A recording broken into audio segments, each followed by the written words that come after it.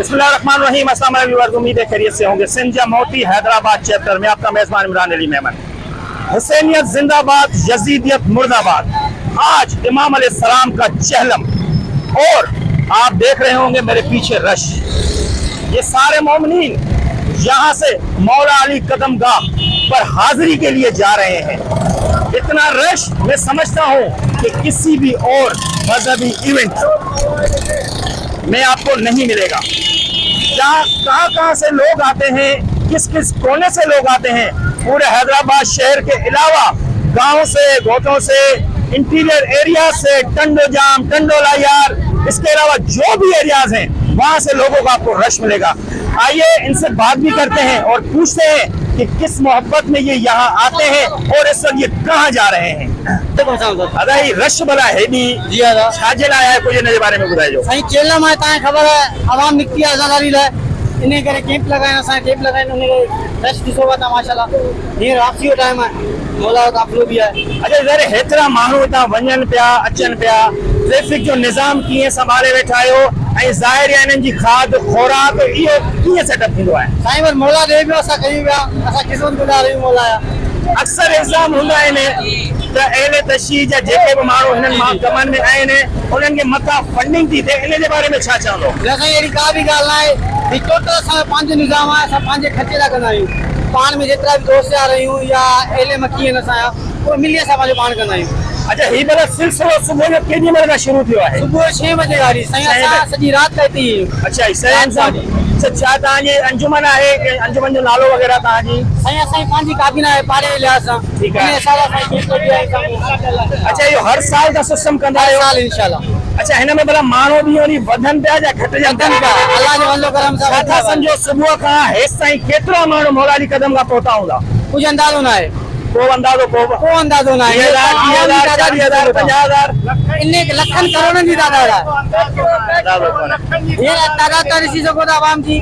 भरपूर तादाद आहे, इज़ाफ़ो थींदो वञे ॾींहुं वॾी। अच्छा हिन में ॿार लेडीज़ वॾा पोड़ा सभु हूंदा आहिनि? बेशक बेशक साईं, नंढे ॿारनि खां वठी जवान बुजुर्ग सभु हूंदा आहिनि। आप देख रहे होंगे कि ये रश जो है मैं नहीं समझता कि किसी और मजहबी त्यौहार में आपको मिलता हो। जाहिर है मजहबी त्यौहार अपनी जगह सारे, मैं आगे जाऊंगा और आपको दिखाऊंगा कि यहाँ कितना रश है। यहाँ शबील भी कदम कदम नगर नगर या हुसैन, यहाँ शबीलें भी आपको मिलेंगी। शबील के मुंतजिमीन से बात करेंगे और उनसे पूछेंगे कि ये सिस्टम कब से शुरू हो रहा है। अस्सलाम वालेकुम बा, ठीक है खैरियत है सर? सुबह जो केॾी महिल खां ही सॼो सिस्टम था स्टार्ट चलायो?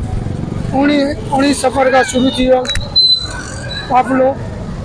मसीह जेके असां वटि पुॼी आहे। ठीक है। राति जो असां वटि 2:30 बजे। अच्छा जेके टंडो हलायार, मीरपुर, उमरकोट का, टंडे जाम का, पुली चाणी का, टंडो मोहम्मद खान का, पंहिंजो जाम शोरो खां इन पासे खां अञा बि काफ़िला अचनि पिया, तव्हां ॾिसी सघो था। उमरकोट खां अंदाज़ो ॿुधाए सघो था केतिरा माण्हू सुबुह खां हितां लंघे विया हूंदा? लातादाद का अंदाज़ो न, लातादाद। अच्छा तव्हां जेको इंतज़ाम ही कयो था राति खां स्टार्ट कंदा हूंदो? हाँ बिल्कुल। माण्हू जी घणाई आहे पूरत करे ईंदा आहियो पाणी वग़ैरह? अल्लाह जो शुक्र आहे असीं पंहिंजे पाण में यार संगत आदा ऐं पहले मौला अलादा चनगोट पाण में गॾिजी। अक्सर इल्ज़ाम लगंदा आहिनि फेसबुक ते या हूअं ई माण्हू इल्ज़ाम हणंदा रहंदा आहिनि त जेके अहले तशरीह आहिनि या जेके बि इन तरह जे जलसनि जुलूसनि में लिहाज़ वग़ैरह कनि पिया उन्हनि खे मथां खां फंडिंग थी थिए, इन में केतिरी हक़ीक़त आहे? उहे बेवकूफ़ आहिनि जेके चवनि था, जेके अंदर जी जलन निकिरंदी आहे जंहिंजी, जेका पुॼणी कोन्हे। असांजी त हुब आहे, असां जेको आहे पंहिंजे पाण खे पीछे बि मौला जो मंदरु कंदा आहियूं। हीअ ॾिसो न तव्हां पंहिंजे ॾिसो केतिरा मौला जा ॿुधा, हीअ ॾिसो ये इसके हुसैन ये वाला सिलसिलो केस ताईं भी हलंदो तव्हांजो? साईं 9 बजे ताईं हलंदो। ज़ाहिर माण्हू जेके वञनि पिया उहे वापसी में ईंदा हूंदा? बिल्कुल बिल्कुल। तव्हांखे एतिरे ई पाणी वग़ैरह शइ जी ज़रूरत पवंदी हूंदी? बिल्कुल असीं इंतज़ाम कयूं पिया, अल्लाह जो शुक्र। अच्छा ज़िले इंतज़ामिया या हुकूमत जे तरफ़ां का भला तव्हांखे हूंदो आहे कुझु या का सपोर्ट हूंदी आहे या न? न खपे थी वञे। असांखे अल्लाह जो शुक्र आहे असीं पंहिंजा पाण में ई एले मौला यार संगत दोस्त जेके न पाणी कंदा न ज़ाहिर है हुकूमत जी को जिम्मेदारी थे थी ने इन जाइन ते पुजन हुअण घुर्जे उन्हनि खे ट्रैफिक जो इंतजाम करणु घुर्जे ट्रैफिक वारा परेशान हींअर पाणी लाइन लीक हुई उहो पाणी निकितो पियो उहो असां कढियो आहे ऐं ट्रैफिक जे वजह सां लेडीज़ खे धक लॻी वियो हींअर उनखे बि असां जेको आहे ट्रीटमेंट कई अल्लाह जो शुक्र असां डॉक्टर बि हो माना कंहिं बि हुकूमती कंहिं बि ज़िले सपोर्ट खां बग़ैर इहो सभु तई कमु कयो पिया असीं पाण कमु कंदा आहियूं परवरदिगार पंहिंजे मालिक जा करम आहिनि असीं कंहिंजो माण्हू हिते कदम कदम ते तव्हांखे जेको आहे सबील हुसैनी मिलंदी जेके ई दोस्त जेके भी इहो कमु कनि पिया या सबील वग़ैरह हणनि पिया उहे पंहिंजो पाण तो हणनि पिया का हिननि खे ज़िले सपोर्ट हुकूमत जी सपोर्ट हासिल कोन्हे कंहिं बि तरह जी हुकूमत जे तरफ़ां का बि हिते तव्हांखे सॼो पूरे एरिया में तव्हांखे हुकूमत जे तरफ़ां का कैंप बि न मिलंदी असीं ॻाल्हायूं था साजिद काज़मी साहब आहिनि हिते जेके मुंतज़मीन में शामिल आहिनि अस्सलाम वालेकुम साईं छा था सम्झो ही जेतिरो बि इंतज़ाम तव्हां कयो आहे बग़ैर हुकूमती सपोर्ट भले बग़ैर ज़िले हुकूमती सपोर्ट जे आहे जी हाँ ये बगैर जो है कि हुकूमत सपोर्ट दिया है बल्कि ये सिर्फ इमाम हुसैन जी सपोर्ट है जेका इंसान जे ईमान के जेतरो कमी करे पई इंसान पंहिंजे जिस्मानी लिहाज का माली लिहाज का सुखन दिरम जे लिहाज का ऐं पंहिंजी कुवत ईमानी लिहाज का ये सब मैदान में निकिरी आया आहिनि जेको बि आहे कंहिं आहे न आहे हर को के पैसनि जे ज़रिए को जेको आहे मदद जे ज़रिए को जेको आहे पाणी हलाइण जे ज़रिए कंहिं न कंहिं अंदाज़ सां मौला हुसैन जी अज़ा में हिसो वठी करे ॿुधाए पियो असांजो तालुक हुसैन सां आहे यज़ीद सां कोन्हे जॾहिं बि को आज़ादारी जो मामिलो ईंदो या जेको आहे ज़ुल्म जे ख़िलाफ़ एहतजाज जो मामिलो ईंदो असां जीअं चहल में निकिरूं था त कंहिं बि मैदान में असां हक़ जे लाइ निकिरी सघूं था साजिद साईं तव्हां उहिदेदार बि आहियो पंहिंजी तंज़ीम जा तव्हांखे नथो लॻे त ज़िले हुकूमत जे तरफ़ां कान का हिते सपोर्ट खपे उन ते हिकिड़ी कैंप बि क़ाइमु करे छॾी जी हाँ उन्होंने जो बावजूद जो है अंजुमन मामा जो मरकज अंजुमन सिंध जी पाकिस्तान जी उन कुछ टियों ॾींहुं मीटिंग थी उन्होंने चयो इंतजामिया असांखे इहो चयो त को रिस्क थ्रेड कोन्हे बावजूद उन्हें खबर है अगर कुछ मसलो थियो त गले उन्हनि पंहिंजे गले में आहे इन करे उन्हनि खपे त हर जगह ते मुख़्तलिफ़ अंदाज़ सां जेको आहे पंहिंजे हाल सारो जेको आहे कैंप हया वञनि सिक्योरिटी जो निज़ाम जे बावजूद जेको आहे सिक्योरिटी न हुजण जे ऐं जेको आहे मोमिन पंहिंजे जेको आहे पंहिंजे सेल्फ जेको आहे कुवत सां मिली करे मुख़्तलिफ़ अंदाज़ सां जेको बि हाल आहे इमाम खे पंहिंजो असल जेको आहे कमांडर असल सेफ्टी सम्झी करे मैदान में निकिरी आया हींअर तक़रीबन जेको आहे बालूशाह जो पूरो पाड़ो उन खां पोइ प्लस जेको आहे उनजी लेडीज़ बराबरि में तव्हां कैंप ॾिसंदा लेडीज़ जो निज़ाम आहे रात का जो 8 बजे का सिलसिलो जारी है रात जो टनो मोहम्मद खां या टनो जो जाम इन का खैरपुर का परे का जेके सिलसिला ते भी पहिरीं शुरू थिया आहिनि जो टनो अलार्म वरी ॾींहं जो ज़ोर उते पड़ी उन खां पोइ उते जेको 30 कैंपूं जेको आहे खैरपुर खां वठी टनो अलार खां वठी जो चैनल ताईं 30 कैंपूं क़िबला मौलाना गुलाम दस्तरेबाज़ जी सरकर्दगी में लॻल आहिनि जंहिंजी यकीन ताकि छा रिपोर्ट हुजे न त जेको आहे वरी जेको आहे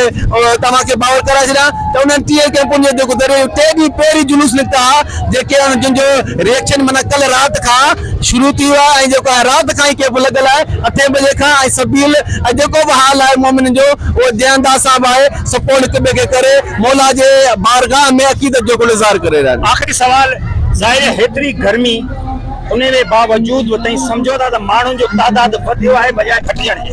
तव्हांखे ख़बर आहे जेको आहे जेतिरो ईमान वधंदो आहे त अल्लाह जेको ईमान वारा बि वधंदा इन करे जगह जगह ते दावत जो आहे त जेको अगरि असां ॻाल्हायूं पिया असांजो आवाज़ ॿिए खे जेसिताईं कननि ते नथा पुॼूं तेसिताईं ताणी ॿिए जो मैसेज बि कोन पुॼे त हाणे सोचो मौला हुसैन जा आज़ादार केतिरा निकितल सिर्फ़ु इहो कोन्हे को शिया निकिता आहिनि सुन्नी निकिता आहिनि बल्कि हर मकतबे फिक्र जो माण्हू तव्हांखे हिन जुलूस में बुत बरस में निकिरे पियो लेडीज़ निकिरे ॿार बच्चा बि जिनखे जंहिंमें कुवत कोन्हे हलण जी उहे बि निकिता आहिनि माज़ूर बि निकिता आहिनि नाबीना बि निकिता आहिनि ऐं जेको अहिड़ा बि आहिनि जिनखे को अॻियां पोयां कोन्हे उहो बि निकितो आहे इमाम असांजो रहबर आहे असांजो सभु कुझु उहो ई आहे टीम जो किरदार टीम जेका हूंदी आहे गॾु उन जो किरदार सभिनी खां बेस्ट हूंदो आहे था सम्झो तव्हां वटि जेका टीम आहे उन में बेस्ट कंहिंखे चवंदो उनखे साईं ऐं जेको हुअ त जेको आज़ादार जो हुकुम इमाम हुसैन सभिनि खे सपोर्ट कई आहे मिसाल तौर इमाम हुसैन वटि जेको आहे इमाम हुसैन को ज़वार पंहिंजो काफ़िलो खणी वियो जीअं मशी करे आहिनि मौला जे नजर में वञनि ये करबला में को जो है सवार को थी आयो सभिन के तो मौला हुसैन का होटल में खुद बजात ही ज़ियारत कराई ऐं मौला को जुमलो चयो मिस जेको आहे वापस पंहिंजे ॻोठ वेंदे ऐं ॻोठ वञण खां पोइ हुते आज़ा खाना हूंदो जो मौला आहे जी हुते मजलिस ईंदी आहे मौला फरमा हुते त मौला आहे जी अगर मजलिस ईंदी आहे त हुते मजलिस जे दौरान जे ॿाहिरि चप्पलूं रखी हूंदियूं आहिनि हुते हिकिड़ो आज़ादार वेहंदो आहे मौला फरमा बिल्कुलु मोमिन चयो मौला वेहंदो आहे फलाणे नाले जो कि जॾहिं वापसि वञा मुंहिंजे तरफ़ां चवंदा ज़हरा जे चेहरे तोखे सलाम ॾिनल छो कीने करे जो चप्पलनि में वेही करे मुंहिंजे आज़ादारनि जूं चप्पलूं सेट कंदो आहे जेको हुसैन चप्पलूं सेट करण वारे खे सलाम मोकिलंदो हुजे त सोचो आज़ादारनि जो ही हुजूम जेको ज़रे ज़रे बराबर जेको आहे अज़ाब में हिसो वठल आहे कीअं चवां को केरु अॻियां आहे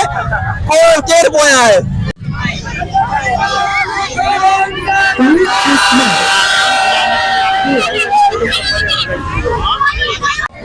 व्यूअर्स आप देख रहे होंगे कि कितना रश इस वक्त में गुरुनगर चौक जहां से 4 रास्ते निकलते हैं रेलवे स्टेशन की तरफ इसके अलावा आफनी टाउन की तरफ ये मैं आपको किले की चारी दिखा रहा हूं आप देख रहे होंगे कि अनगिनत लोग जिसको हम गिनने से भी कासिर हैं आप गिन सकते हैं तो गिन ले यहाँ लोग कितने हैं यहाँ फलस्तीन के झंडे लोगों ने उठाए हुए हैं यहाँ इमाम हुसैन के झंडे लोगों ने उठाए हुए हैं हर तरफ आपको मोमिनीन का रश मिलेगा हर तरफ सिर्फ और सिर्फ मोमिनीन ही आपको मिलेंगे ये मैं आपको कैमरा घुमा के दिखाऊं तो पूरा इलाका ये आपको मोमिनीन से ही भरा मिलेगा ये गुरुनगर चौक पे मैं खड़ा हुआ हूँ जहाँ देखें इमाम हुसैन के मोमिनीन जिस तरफ देखें इमाम हुसैन के मोमिनीन यहाँ लेडीज हो बच्चे हो बूढ़े हो बड़े हो यहाँ हर कोई आपको मिलेगा और इमाम हुसैन की सदाएं बुलंद होती रहेंगी